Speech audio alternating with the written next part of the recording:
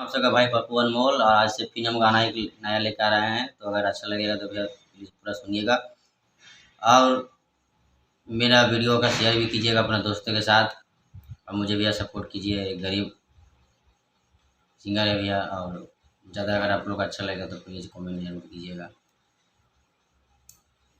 देखत होई है हमारे उरहिया बैठी के पीपरा के छा, देखत होई है हमारे उरहिया बैठी के पीपरा के छा।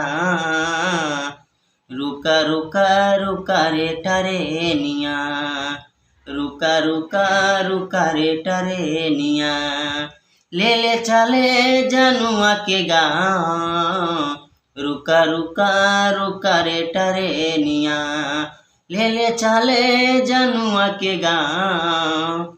रुका रुका रुका रे टरेनिया, मनवा न लागत होतई पिया के गानामा, मनवा न लागत होतई पिया के गानामा। रतिया में देखी देखी रोबत होते चनामा, रोबत होते चनामा।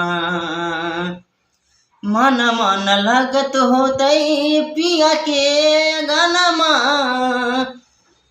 हमारा के देखी देखी रोबत होते चनामा, रोबत होते चनामा। जावे लेना नजरिया से देखी पगली हमरो वहाँ पहुँचा। रुका रुका रुका रे टरेनिया, ले ले चला जनुआ के गाँव।